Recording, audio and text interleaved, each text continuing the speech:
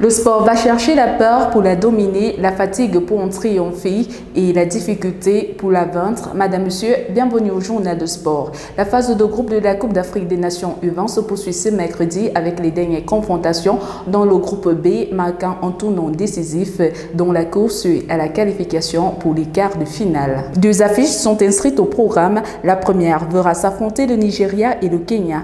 Deuxième du groupe avec 4 points, le Nigeria tentera de décrocher une seconde victoire après celle obtenue face à la Tunisie lors de son entrée en lice. Un succès ce mercredi lui ouvrira les portes du tour suivant. La seconde rencontre du jour débutera à 18h GMT et opposera la Tunisie au Maroc, leader actuel du groupe avec une victoire et un nul. Les Lionceaux de l'Atlas abordent ce duel avec les statuts de favoris. Néanmoins, la prudence reste de mise car la Tunisie, bien que troisième avec 3 points, conserve ses chances de qualification. Une victoire face au Maroc lui permettra de décrocher son billet pour la phase suivante. Concernant la Coupe du monde de beach soccer 2025, la phase de groupe s'est achevée hier 6 mai 2025 avec la qualification du Sénégal pour les quarts de finale. Les Lions du Sable seront d'ailleurs les seuls représentants africains pour le reste de la compétition. Les Lions du Sable disputeront leur 4e quart de finale de mondial de beach soccer après 2007, 2017 et 2019. Et c'est l'Italie qui se greffe sur le chemin des hommes de Gala Silla le 8 mai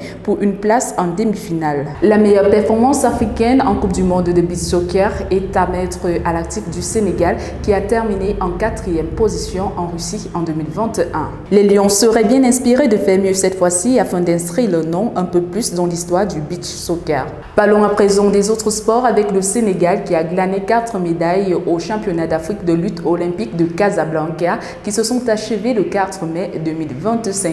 Avec 10 lutteurs engagés, 2 lutteuses et 8 lutteurs en lutte gréco-romaine et lutte libre, le Sénégal a remporté 4 médailles dont 2 en bronze et 2 en argent.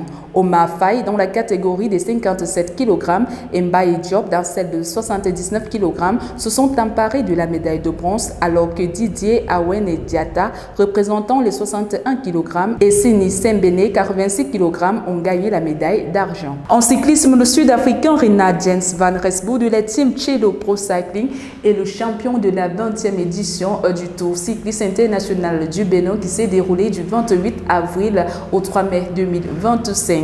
La caravane du Tour a parcouru 9 départements du pays sur une distance totale de 606,66 km. La compétition a connu la participation de 80 coureurs venus de 13 pays. Merci à tous d'avoir été des nôtres. Voilà qui met un thème à cette édition de Capsule Sport. Rendez-vous vendredi pour d'autres actualités sportives croustillantes.